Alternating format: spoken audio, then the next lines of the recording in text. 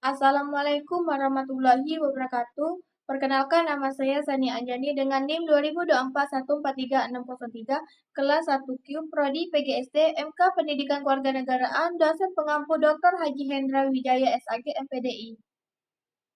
Di sini saya akan membahas pokok pembahasan.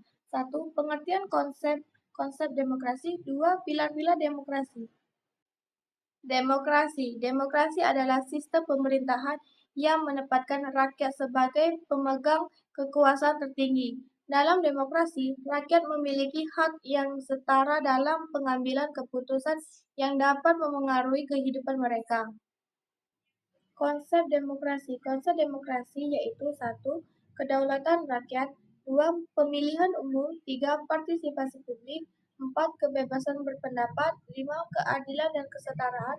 6. Penghormatan terhadap hak asasi manusia. 7. Tanggung jawab pemerintah. Pilar-pilar demokrasi. Pilar-pilar demokrasi adalah unsur-unsur yang menopang keberlangsungan sistem demokrasi yang sehat dan berfungsi dengan baik. Unsur-unsur pilar demokrasi yaitu 1. Kedaulatan rakyat. Pilar utama demokrasi di mana rakyat memegang kekuasaan tertinggi. Ini diwujudkan melalui pemilu dan partisipasi politik yang luas. 2. Hak asasi manusia. Demokrasi menjamin pelindungan hak-hak dasar manusia termasuk kebebasan berbicara, berkumpul, beragam, dan hak untuk memperoleh keadilan. 3. Pemilu yang bebas dan adil. Pemilu yang berlangsung secara reguler dan berdasarkan prinsip-prinsip keadilan yang menjadi salah satu instrumen penting untuk mengukur demokrasi. Pemilu harus bebas dari tekanan dan kecurangan. Unsur pilar demokrasi yang keempat yaitu supremasi hukum. Dalam demokrasi, hukum berada di atas segalanya. Semua warga negara termasuk pemerintah tunduk pada aturan hukum yang berlaku. Penegakan hukum harus adil dan tidak diskriminatif. 5. Pembagian kekuasaan. Kekuasaan dalam negara demokrasi biasanya dibagi menjadi 3, yaitu legislatif, eksekutif, dan yudikatif.